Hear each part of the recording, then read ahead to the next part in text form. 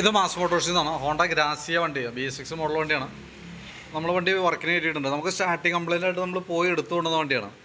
അപ്പോൾ നമ്മൾ വർക്കിന് കയറ്റിയിട്ടുണ്ട്. അത് സ്റ്റാർട്ട് ആവാത്തതിൻ്റെ മെയിൻ റീസൺ എന്ന് പറഞ്ഞാൽ ബാറ്ററിയുടെ കംപ്ലൈൻ്റ് ആയിരുന്നു. കിക്കർ അടിച്ചിട്ട് ആവുന്നുണ്ടായില്ല, കിക്കർ സ്റ്റക്കായി പോയതാണ് കംപ്ലൈൻറ്റ്. അല്ലെങ്കിൽ നമുക്ക് ബാറ്ററി കംപ്ലൈൻ്റ് ആണെങ്കിലും കിക്കർ അടിച്ച വണ്ടി സ്റ്റാർട്ട് ആക്കാമായിരുന്നു. നിലവിൽ നമ്മുടെ വണ്ടിമേ ഇരുന്ന ബാറ്ററി എന്ന് വെച്ചാൽ 2023 ബാറ്ററിയാണ്. ആംറോണിൻ്റെ ബാറ്ററിയാണ്, 2023 മോഡൽ ബാറ്ററി. ഓൾറെഡി നമ്മൾ ഇന്നലെ കുറച്ച് നേരം ചാർജിൽ ഇട്ടിട്ട് ഇറക്കി വെച്ചാണ്. വീണ്ടും ബാറ്ററി ഡിസ്ചാർജ് ആയി പോകണം. വോൾട്ട് തീരെ കുറവായിട്ടുണ്ട്. അപ്പോൾ ശരിക്കും 12.5 വോൾട്ട് വേണം. ഇപ്പോൾ 1 വോൾട്ട് കുറവായി കാണിക്കണേ. 11.5 ഇപ്പോൾ കാണിക്കണം കേട്ടോ. പക്ഷേ ബാറ്ററി നമ്മൾ ലോഡ് കൊടുക്കുന്ന സമയത്ത് നമുക്ക് ശരിക്കും ഒരു 9.5 വോൾട്ടൊക്കെ ആണെങ്കിൽ ബാറ്ററി നമുക്ക് ചാർജ് ചെയ്ത് കിട്ടും. 8.5 വോൾട്ടാണെങ്കിൽ കംപ്ലൈൻ്റ് ആണ്. 8.5 അതിൻ്റെ താഴേക്ക് പോയി കഴിഞ്ഞാൽ നമുക്ക് മാറ്റേണ്ടതായിട്ട് വരും. അപ്പോൾ നമ്മൾ ബാറ്ററി ലോഡ് ടെസ്റ്റ് ചെയ്യുന്ന സമയത്തുണ്ടല്ലോ, ഫുൾ ഡെഡായി പോകാം, 3 വോൾട്ടിലേക്കൊക്കെ പോവാണ്. അപ്പോൾ ബാറ്ററിയുടെയാണ് കംപ്ലയിൻറ്റ്. സെൽഫ് കാര്യങ്ങൾ സ്റ്റാർട്ടിങ് പ്രോബ്ലം കാണിച്ചതിൻ്റെ കംപ്ലയിൻറ്റ് ബാറ്ററിയുടെയാണ്. അപ്പോൾ ബാറ്ററി മാറ്റി വെച്ചാലാണ് അത് കംപ്ലയിൻറ്റ് റെഡി ആവുള്ളൂ കേട്ടോ. ഞാനിപ്പോൾ ഒരു പുതിയ ബാറ്ററി വെച്ചിട്ട് നമ്മൾ ചെക്ക് ചെയ്തായിരുന്നു. അതിന് ശേഷമാണ് ഇപ്പോൾ അതിൻ്റെ ഡീറ്റെയിൽസ് അപ്ഡേറ്റ് ചെയ്യണേ. അപ്പോൾ പുതിയ ബാറ്ററി നമ്മളിപ്പോൾ ആമറോണ്ട് തന്നെ വെച്ചിട്ടുണ്ട്. അപ്പോൾ ഞാനൊന്ന് ചെക്ക് ചെയ്യാൻ വേണ്ടി വെച്ചാണ്. അപ്പോൾ ബാറ്ററിയുടെ കംപ്ലയിൻ്റ് ആയിരുന്നു വണ്ടി സ്റ്റാർട്ടിങ് പ്രോബ്ലം കാണിച്ചതിൻ്റെ മെയിൻ റീസൺ കേട്ടോ. പിന്നെ കിക്കർ അടിച്ചിട്ട് ആവാഞ്ഞതിൻ്റെ കാരണം കിക്കർ നമ്മൾ ഉപയോഗിക്കാതെ ഇരുന്നിട്ട് തുരുമ്പിട്ട് സ്റ്റക്കായി പോയതാണ്. അപ്പോൾ അത് നമ്മൾ കൂട്ടത്തിൽ കൂടെ ക്ലിയർ ചെയ്യുന്നുണ്ട്.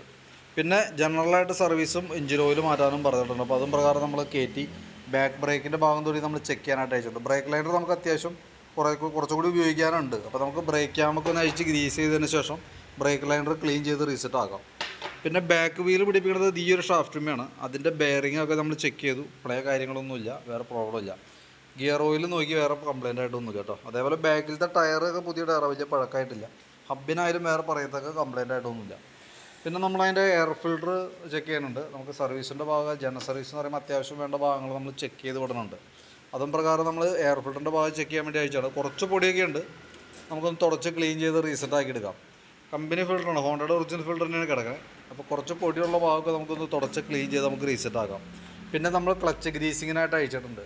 ഓൾറെഡി നമുക്ക് ജനറൽ സർവീസിൽ CVT ക്ലച്ചാണ്. നമ്മൾ ഈ സൈഡ് ഓയിലോ കാര്യങ്ങളൊന്നുമില്ല. അപ്പോൾ നമ്മൾ മാനുവലായിട്ട് അഴിച്ച് ഗ്രീസിങ് ചെയ്യണം. അതിന് വേണ്ടിയിട്ട് അഴിച്ചാണ്. അത് ഓൾറെഡി നമുക്ക് ജനറൽ സർവീസിലുള്ള വർക്കാണ്. അപ്പോൾ അതിനകത്ത് നമ്മൾ നോക്കുമ്പോൾ വേറെ ഓയിൽ ലീക്കോ കാര്യങ്ങളൊന്നുമില്ല. നമ്മളതിൻ്റെ വേരിയേറ്റർ ബോഡി, ബോസ് ഡ്രൈവ് കാര്യങ്ങളൊക്കെ ചെക്ക് ചെയ്തു. വേറെ പറയത്തൊക്കെ കംപ്ലൈൻറ്റ് എന്ന് പറയാവുന്ന തേമാനോ കാര്യങ്ങളൊന്നുമില്ല. ക്ലച്ച് യൂണിറ്റൊക്കെ ആയാലും ഓക്കെയാണ്. അപ്പോൾ ക്ലച്ച് ഒന്ന് നല്ല രീതിയിൽ ക്ലീൻ ചെയ്ത് നമുക്ക് റീസെറ്റ് ആക്കി വിടാം. ബെൽറ്റിൻ്റെ കണ്ടീഷൻ നമ്മൾ നോക്കി. ബെൽറ്റ് നമുക്ക് ഇതുമ്പോൾ കിടക്കുന്നത് കമ്പനി ബെൽറ്റാണ് കിടക്കണത്. പക്ഷേ അതിൻ്റെ സെൻറ്റർ ഭാഗത്തേക്കൊക്കെ നോക്കുമ്പോൾ പൊട്ടലുകൾ തുടങ്ങിയിട്ടുണ്ട്.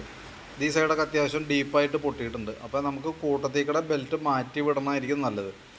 ഈ സൈഡൊക്കെ അത്യാവശ്യം നല്ല രീതിയിൽ തന്നെ പൊട്ടൽ വന്നിട്ടുണ്ട്. ഇതെന്താ പ്രോബ്ലം എന്ന് വെച്ചാൽ, ഇനിയിപ്പോൾ നമ്മൾ ഇപ്പോൾ കൂട്ടത്തിലാവുമ്പോൾ നമുക്ക് സർവീസിൻ്റെ കൂട്ടത്തിലാവുമ്പോൾ അഡീഷണൽ ലേബർ ചാർജ് കാര്യങ്ങളൊന്നും വരുന്നില്ല. നമുക്കിപ്പോൾ ക്ലച്ച് ഗ്രീസിങ്ങിനായിട്ട് അയച്ചിട്ടുണ്ട്. ആ കൂട്ടത്തേക്കൂടെ നമുക്ക് ആ ബെൽറ്റ് മേടിച്ച് മാറ്റിയിട്ടാൽ മതി. അപ്പോൾ ഞാൻ എസ്റ്റിമേറ്റ് ഇടുമ്പോൾ അതിനകത്ത് ബെൽറ്റും കൂടി ഉൾപ്പെടുത്തുന്നുണ്ട്. വീഡിയോ കണ്ടതിന് ശേഷം നോക്കിയിട്ട് റിപ്ലൈ ഇടാം. എന്താ പ്രോബ്ലം എന്ന് വെച്ചാൽ നമുക്ക് മാറ്റാതെ വണ്ടി ഓടിക്കഴിഞ്ഞാൽ ഉറപ്പായിട്ടും ബെൽറ്റ് പൊട്ടിപ്പോവും. അപ്പോൾ നമുക്ക് ഇതിൽ കൂടുതൽ പൈസ നമുക്ക് അഡീഷണലായിട്ട് നമുക്ക് ചിലവാക്കേണ്ടതായിട്ട് വരും. അപ്പോൾ അത് കൂട്ടത്തേക്കൂടെ ഇപ്പോൾ ബെൽറ്റ് മാറ്റിയിടാണെങ്കിൽ അത് നമുക്ക് ഒഴിവാക്കാനായിട്ട് പറ്റും. എന്തായാലും ഒരുപാട് കിടന്ന് ഓടാനില്ല ബെൽറ്റ്. വലിയ താമസമില്ലാണ്ട് ആ കട്ടകൾ പൊളിഞ്ഞ് പോകും, വണ്ടി വഴിപ്പെടും. അപ്പോൾ കൂട്ടത്തേക്കൂടെ മാറ്റി പോകുന്നതാണ് ബെറ്റർ. പിന്നെ അതേപോലെ നമ്മൾ എഞ്ചിൻ ഓയിൽ നോക്കി ഓയിൽ മാറ്റുന്നുണ്ട് കൂട്ടത്തേക്കൂടെ. പിന്നെ അതിൻ്റെ എൻജിൻ ഹെഡിൻ്റെ ഭാഗമൊക്കെ ചെക്ക് ചെയ്തു. ഹെഡ് കവർ ഗ്യാസ്കറ്റിൻ്റെ ഭാഗത്ത് വേറെ ലീക്കേജ് കാര്യങ്ങളൊന്നുമില്ല. ആക്സിലേറ്ററിൻ്റെ കേബിളൊക്കെ നോക്കി, അത്യാവശ്യം പ്ലേ ഒക്കെ ഉണ്ട്, വേറെ ഡാമേജൊന്നുമില്ല. ബ്രേക്കിൻ്റെ സൈഡായാലും കേബിളത്തിൽ വേറെ കംപ്ലൈൻ്റ് ആയിട്ടൊന്നുമില്ല. ഫ്രണ്ട് ഭാഗത്തേക്ക് വരുമ്പോൾ ഫ്രണ്ട് ബ്രേക്കിൻ്റെ ഭാഗം കൂടി നമ്മൾ ചെക്ക് ചെയ്യുന്നുണ്ട്. ബ്രേക്ക് കേബിളൊക്കെ പുതിയതാണ് കിടക്കണേ. ഫ്രണ്ട് ടയറിൻ്റെ കണ്ടീഷൻ നോക്കി, അത്യാവശ്യം നല്ല ടയറാണ്. വീൽ ബെയറിങ് ചെക്ക് ചെയ്ത് വേറെ കംപ്ലൈൻ്റ് ഒന്നുമില്ല. ഫ്രണ്ട് ഫോർക്കിൻ്റെ ഭാഗം വരുമ്പോഴത്തേക്ക് ഇവിടെ ചെറിയൊരു ലീക്കേജ് തുടങ്ങിയിട്ടുണ്ട്, ആരംഭമാണ്. അടുത്ത സർവീസിലൊക്കെ ആകുമ്പോഴത്തേക്ക് നമുക്കത് അഴിക്കേണ്ടതായിട്ടൊക്കെ വരും ഫ്രണ്ട് സൈഡ് കേട്ടോ. അപ്പോൾ ഒരു ചെറിയ നനവ് പോലെ സ്റ്റാർട്ട് ചെയ്തിട്ടുണ്ട് ഫ്രണ്ട് ഫോർക്കിൻ്റെ ഭാഗം. അപ്പോൾ ഫ്രണ്ട് വീലിൻ്റെ ബെയറിങ്ങൊക്കെ ചെക്ക് ചെയ്ത് വേറെ കംപ്ലൈൻ്റ് ഒന്നുമില്ല. അപ്പോൾ നമുക്ക് ഇപ്പോൾ ഞാൻ ബാക്ക് വീൽ അഴിച്ചേക്കണതാണ്. അതിന് ശേഷം നമ്മൾ ഫ്രണ്ടും കൂടി അഴിച്ചിട്ട് അതിൻ്റെ ബ്രേക്ക് ക്യാമിൻ്റെ ഭാഗമൊക്കെ അഴിച്ച് ഗ്രീസ് ചെയ്യുക, ഹബ്ബൊക്കെ ഒന്ന് ക്ലീൻ ചെയ്ത് റീസെറ്റ് ആക്കും കേട്ടോ. പിന്നെ ഫ്രണ്ട് ടയറൊക്കെ ഉണ്ട്, ഫ്രണ്ട് വീൽ ബെയറിങ്ങൊക്കെ ചെക്ക് ചെയ്ത് വേറെ കംപ്ലൈൻ്റ് ഒന്നുമില്ല. പിന്നെ നമ്മൾ പറഞ്ഞ രീതിക്കുള്ള ബാറ്ററി ഡേസ് ഞാൻ പറഞ്ഞു. ബാറ്ററി 2023 ബാറ്ററി വണ്ടി ഇരിക്കണം, ഓൾറെഡി കംപ്ലൈൻ്റ് ആണ്. പിന്നെ സ്പാർക്ക് പ്ലഗും നമ്മൾ കൂട്ടത്തിൽ കൂടെ ഒന്ന് അയച്ച് ക്ലീൻ ചെയ്ത് ഇടുന്നുണ്ട്. എയർ ഫിൽറ്ററും പ്ലഗും നമുക്ക് ഓരോ 10,000 കിലോമീറ്റർ കൂടുമ്പോഴാണ് മാറ്റേണ്ടത്. അപ്പോൾ അടുത്ത സർവീസ് ആകുമ്പോഴത്തേക്ക് നമുക്ക് എയർ ഫിൽറ്ററും പ്ലഗും ചേഞ്ച് ചെയ്യേണ്ടതായിട്ട് വരും കേട്ടോ. ഇപ്പോൾ നമുക്ക് തൽക്കാലം അത് ക്ലീൻ ചെയ്ത് യൂസ് ചെയ്യാം. അപ്പോൾ നമ്മൾ പാർട്സുകളായിട്ട് നമുക്ക് മാറ്റേണ്ടി വന്നത്, ഒന്ന് നമുക്ക് എഞ്ചിൻ ഓയിൽ മാറണം. ഓയിൽ മാറുമ്പോൾ ഓയിൽ ബോൾട്ടിൻ്റെ വാഷും സ്റ്റിക്കിൻ്റെ ഓറിങ്ങും കൂടി നമ്മൾ മാറ്റിയിടണം. പിന്നെ കംപ്ലൈൻ്റ് ഉള്ളത് ബാറ്ററിയാണ്. അപ്പോൾ ബാറ്ററി നമ്മൾ കൂട്ടത്തിൽ കൂടെ എസ്റ്റിമേറ്റിൽ ഉൾപ്പെടുത്തിയിട്ടുണ്ട്. അപ്പോൾ ഞാൻ അതിൻ്റെ ഡീറ്റെയിൽ ആയിട്ടുള്ള എസ്റ്റിമേറ്റ് അടക്കം വീഡിയോ സഹിതം വാട്സാപ്പിലേക്ക് സെൻഡ് ചെയ്ത് തരാം.